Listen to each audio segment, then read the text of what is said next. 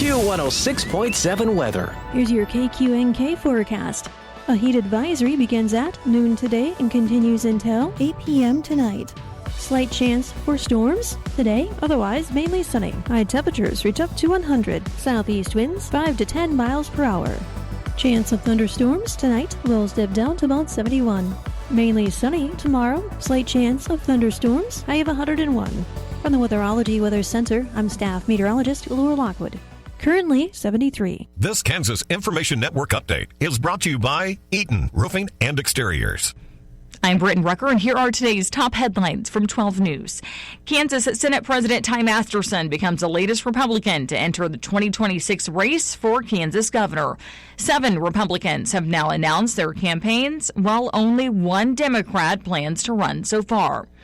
The White House has reportedly unfroze more than $1 billion for summer education programming. The White House has not said whether it will unfreeze the rest of the $6 billion in federal funds for programs like English language learning. And members of Kansas Task Force 1 continue to help with search efforts in Texas. Sunday, field squads worked with canines and chainsaw teams to work with 3 targeted search areas. And in Wichita, Britton Rucker, 12 News. You're listening to the Kansas Information Network. With today's inflation straining your budget, your Kansas Farm Bureau membership can help keep more money in your pocket. Save up to 75% off preferred home and office products with Office Depot. Special package pricing with Lifeline screenings. Exclusive savings on post-frame buildings with QSI. And join the Kansans who've switched to Kansas Farm Bureau health plans. And enjoy significant savings on nationwide medical health care coverage. Join today. For a full list of benefits, visit kfb.org/benefits. Hear that? That's the sound of your life. Perfectly imperfect. Beating in rhythm to the world you've created. But every time you drive after drinking, the music gets drowned out. Your life sounds pretty great. Don't let a buzz ruin it. Buzz driving is drunk driving. Don't drive buzzed. A message from NHTSA and the Ad Council. Good morning, I'm Natalie Hadley with your KQNK News, brought to you by Firebolt Ag, LLC, serving all of your chemical and fertilizer needs. According to jail records, 37-year-old Cody Evan Garrett was booked into the Ellis County Jail on Friday at 4:39 a.m. on a requested charge of attempted second-degree murder for allegedly choking a family member. The requested charges on the booking report includes attempted second-degree murder, aggravated domestic battery, criminal threat, and criminal damage to property. Ellis County Sheriff Scott Braun said the case is still under investigation, and he said more information would be released at a later date. Strong winds pushed a semi off the road along I-70 late on Saturday night, seriously injuring a man who is sleeping in a sleeper cab. The Kansas Highway Patrol said the crash happened at around 11 p.m. near exit 76, just south of U.S. Highway 40 in Gove County. According to the Kansas Highway Patrol report, a 2023 Volvo semi was heading west when a strong southwest wind forced the truck off of the highway and into a ditch. The driver, a 36-year-old man from California, was unable to regain control of the vehicle before it rolled. A 35-year-old passenger, also from California, was resting in the sleeper area when the crash occurred. He was taken to a local hospital with suspected serious injuries, and the crash remains under investigation. The Kansas Department of Health and Environment and the Kansas Department of Wildlife and Parks have issued public health advisories due to blue-green algae. The water recreation season in Kansas officially runs from April 1st to October 31st, as do the harmful algae blooms response program's active operations. Kansans should remain vigilant while engaging in activities taking place in or on the water, such as swimming, boating, and fishing. A harmful algae bloom may look like foam, scum, or paint floating on the water and be colored blue, bright green, brown, or red, and blooms can develop rapidly, so if the water appears suspicious or if there's decaying algae on the shore, avoid contact and keep your dogs away. These toxins can be absorbed by ingestion, inhalation of aerosols, and even skin contact, and symptoms vary depending upon the type of exposure, like direct contact, ingestion, or inhalation, but can include rash, vomiting, diarrhea, fever, sore throat, and headache. If you or your pets come into contact with algae, you need to rinse the area with clean, fresh water. And suspected harmful algae bloom-related health incidents, whether human or animal, regardless of the season, should be reported as soon as possible at kdhe.ks.gov/1163. Pet owners should be aware that animals that swim in or drink water that's affected by a harmful algae bloom or who eat dried algae along the shore may become seriously ill or die. Active advisories include a watch status for Norton Lake Keith Sebelius Reservoir in Norton County. A watch status means that a harmful algae bloom is possible and may be present. Advisories are lifted when cell densities and toxin concentrations dissipate to levels below the watch threshold. The Kansas Department of Health and Environment investigates publicly accessible bodies of water for blue-green algae when the agency receives reports of potential algae blooms in Kansas lakes. And based on credible field observation and sampling, the Kansas Department of Health and Environment reports on potential harmful conditions. For more information on blue-green algae and reporting potential harmful algae blooms, you can visit kdhe.ks.gov/HAB.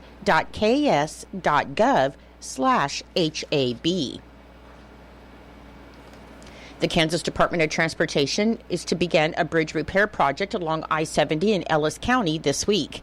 The crews will be making repairs to the undersides of the bridges carrying both eastbound and westbound I-70 over Old Highway 40 near Walker in Ellis County. And during the work, traffic on Old Highway 40 will be reduced to one lane and directed by a temporary traffic signal. Minor delays not exceeding 15 minutes may be possible. Intermittent lane closures will also be in effect on I-70 during the daylight hours, and lane closure information will be available on the Kansas Department of Transportation's Can Drive site and the Northwest Kansas Department of Transportation Facebook page and X pages. This work is expected to be completed by the end of September, conditions permitting. And for more information, you can contact the Kansas Department of Transportation Area Engineer Kevin Zimmer at 785-261-6132. The Norton Police Department posted a warning on social media saying that the Norton Police Department has received a report regarding an unknown individual posting occupied houses in Norton for rent, and this individual is asking for a deposit before allowing the property to be viewed.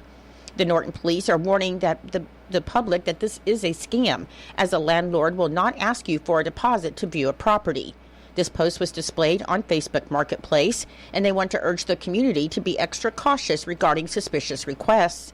And they said do not hesitate to reach out to them at 785-877-5010 if you feel you may be getting scammed. In Nebraska news, on July 17th at approximately 1:45 p.m., Furnace County 911 received a report of a one-vehicle rollover with injuries near the intersection of Road 713 and Road 427 northwest of Beaver City. Deputies from the Furnace County Sheriff's Office responded to the scene, along with Beaver City Fire and Rescue, Beaver City EMS, Phelps County Advanced Life Support, and Apollo MedFlight Nebraska. And upon arrival, responders located a 1994 Oldsmobile in the west ditch with two occupants.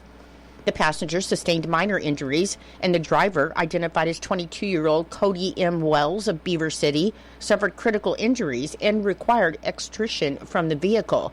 Despite life-saving efforts by emergency personnel, Wells succumbed to his injuries before he could be airlifted from the scene. A preliminary investigation indicates that Wells was traveling southbound on Road 427 when he lost control of the vehicle, which left the roadway and rolled. Speed was determined to be a primary factor in the crash, although alcohol is not suspected, and neither occupant was wearing a seatbelt. 32-year-old Ember Bravo of Grand Island has been charged in Hall County Court with theft by unlawful taking $1,500 to $4,999 for stealing hundreds of dollars from the nonprofit organization she was working for. According to the arrest affidavit, on May 30th, 2025, Willow Rising reported that there were two cash deposits totaling $1,881 that were given to Bravo and the nonprofit organization's business manager that were never taken to the bank. A staff member reported that she sent emails and spreadsheets to Bravo and put the money in a safe in Bravo's office, and a Grand Island police officer said Willow Rising gave him the spreadsheet, which showed only 10 out of 12 deposits given to Bravo were taken to the bank.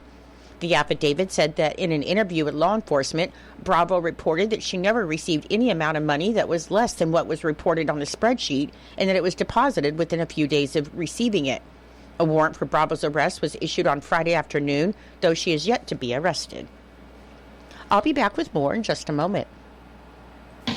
Firebolt Ag is a full-service fertilizer and chemical retailer. They customize products for individual farmers' needs, with the primary focus being customer profitability. Let Josh and Jack help you get the most out of your farm ground. They also provide in-house marketing with Ron Wall of Flatwater Solutions. Visit Ron in Phillipsburg or call Josh at 785-854-8484 or Jack at 308-840-2819. Firebolt Ag, your leader in agriculture.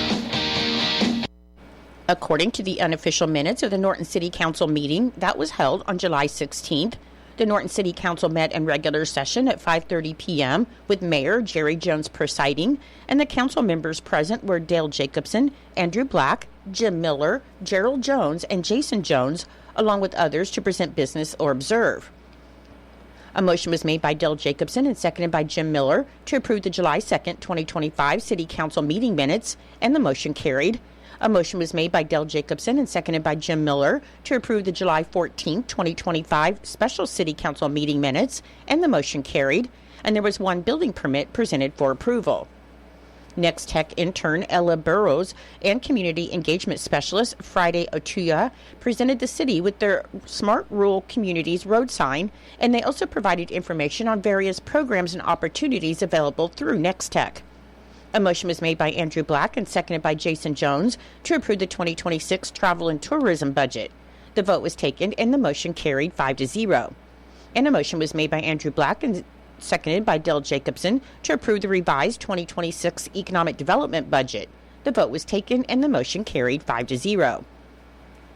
As part of Gerald Jones' report on old business regarding the relocation of the birdhouse siren, Electric Department Supervisor Logan Kieswetter reported that they are waiting on a box for the contactor switch, and then it will be operational and ready to go. Regarding the impound lot, it was decided that Dale Jacobson and the mayor will have a discussion with the farmer and landowner to work out the situation of corn being planted on the city property. Concerning the alternate power source for City Hall, Logan stated that they will start working in the back feed next week. Gerald then stated that the mass notification system is still in the works and is making progress, and he also reported that the signage for the vacated street has been put up and is complete. Jason Jones reported on old business, saying that regarding the council room camera, Alex stated that she's been in contact with the city's IT director for assistance in order to help move the project forward. Water and Sewer Plant Supervisor Ken Anderson introduced the Water and Sewer Department intern Brian Gilliam and new plant trainee Franklin Smith. And Electric Department Supervisor Logan Kieswetter reported on departmental activities and upcoming projects. A motion was made by Gerald Jones and seconded by Dale Jacobson to approve the mayor's appointment of Dale Engelbert to finish the unexpired term of the Ward 2 council position, with the term expiring January 2027. The vote was taken and the motion carried 5-0, and the oath of office was then given to Dale Engelbert. City Attorney Abigail Horn reported that she's still working on compiling a legislative update to provide to the council, and Police Chief Mitch Lowry introduced new officer Bree Johns, who just graduated from the academy. Mitch also gave a report from the Chamber Board meeting. Gerald Jones reported that the Public Safety Committee met and discussed the school zone on Highway 36 and the plan to move the radar signs into the school zone to use as additional signage. Additional topics discussed included putting in a sidewalk on the north side of Highway 36, the Prairie Hill Apartments, and the status of the current and potential property abatements. Gerald Jones scheduled a Public Safety Committee meeting at 4 p.m. on July 28th, and Andrew Black reported that the Finance Committee met and further discussed the 2026 budget, and he scheduled a Finance Committee meeting at 3 p.m. on August 11th. A motion was made by Andrew Black and seconded by Dale Jacobson to adopt Resolution 11-2025, which is a resolution of the City of Norton, Kansas, regarding the governing body's intent to levy a property tax exceeding the revenue neutral rate. And Andrew noted that this resolution sets the revenue neutral rate hearing for September 3rd, 2025 at 5:45 p.m. at the Norton City Hall. The vote was taken and the motion carried 5-0. Jason Jones inquired about the status of the leak at the trailer court, and Andrew stated that he spoke with the owner a few weeks ago and they found some leaks, but they're still in the process of going trailer to trailer. Jason asked about the timeline for the Retire the Ride program, and Mitch stated that they've started going door to door with their list of approximately 120 known properties with vehicles that would qualify. He said they will identify those that wish to participate and follow up with them to start the process, and the ones that don't want to participate will be turned over to and addressed by the code inspector. Jason asked about the status of the new speed bump by the high school, and Mitch stated that the speed bump has been feathered out some due to concern of the 5-mile-per-hour speed bump being a little excessive. The road is currently blocked with cones because they're waiting for the speed bump and 5-mile-per-hour signs to arrive and be posted. And Jason then stated that there will be a personnel committee meeting at 4 p.m. on July 31st. Dale Jacobson reported that the end-of-season pool hours will be as follows. During Fair Week, July 21st to the 26th, the pool will close at 4 p.m. On Wednesday, August 13th, it will close at 5 p.m. Thursday, August 14th, will be the last regular session day. The pool will be open on Saturday and Sunday from 1 to 5 p.m. on August 16th, 17th, 23rd, and 24th. And August 24th will be the last day of the session. City Clerk Alex McKenna reported that the Parks Department is in the process of replacing some damaged sections and pieces of playground equipment at Elmwood Park. The electrical hookups at Elmwood Park are open and available for use during Fair Week. Tree limb pickup for the month of July is on the 25th. The city is in the process of obtaining quotes for replacement of the Washington Square roof next year, and the grandstand revitalization project is nearly complete. A motion was made by Andrew Black and seconded by Dale Jacobson to approve and accept the 2025-2026 Blue Cross Blue Shield Health and Dental Insurance renewal, and the motion carried. A motion was made by Andrew Black and seconded by Dale Jacobson to set the hearing for amending the 2025 budget on August 6, 2025 at 5:45 p.m. at Norton City Hall, and the motion carried. A motion was made by Andrew Black and seconded by Jim Miller to set the hearing for the 2026 budget on September 3rd, 2025 at 5:55 p.m. at Norton City Hall, and the motion carried. A motion was made by Andrew Black and seconded by Gerald Jones to approve appropriating Ordinance 14 as a whole, and the motion carried. And the motion was made by Andrew Black and seconded by Dale Jacobson to adjourn. So the council adjourned at 6:47 p.m. I'm Natalie Hadley. Your KQNK News was brought to you by Firebolt Ag, LLC, farmers helping farmers to succeed. You can contact Firebolt Ag today to get the most out of your farmland. Your KQNK weather forecast is being brought to you by Hinkle Termite and Pest Control, your Norton experts for all of your pest control needs. Your forecast for today: it should be partly cloudy this morning, then sunny, with a slight chance of thunderstorms this afternoon, with highs around 100 and a southeast wind of 5 to 10 miles per hour. The chance of precipitation today is 20%. For tonight, there'll be increasing clouds with a 30% chance of thunderstorms, and it should be humid with lows in the lower 70s and a southeast wind around 10 miles per hour. On Tuesday, there'll be decreasing clouds and hot with highs around 100 and south winds of 10 to 20 miles per hour. And on Tuesday night, it should be mostly clear with lows in the lower 70s. I'll be back with the rest of your forecast in just a moment. When you've got bugs, we know what a nuisance that can be. Lock 'em out. From Hinkle Termite and Pest Control, Lock 'em Out is our very effective residential insect prevention program. We'll come to your place and treat your foundation plus all insect entryways. And while we're there, receive a free termite inspection. Call Mr. Rich Wenzel, our certified technician in Norton, at 785-202-0167. That's 202-0167. Continuing with your weather, on Wednesday, it should be mostly sunny with a slight chance of thunderstorms in the afternoon and hot with highs in the upper 90s. On Thursday, partly cloudy with a slight chance of thunderstorms in the afternoon with highs in the lower 90s. On Friday, mostly cloudy in the morning, then clearing with highs in the lower 90s.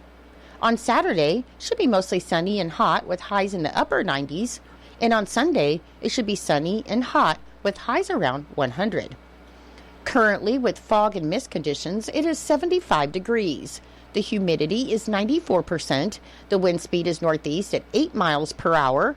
The barometric pressure is 29.85.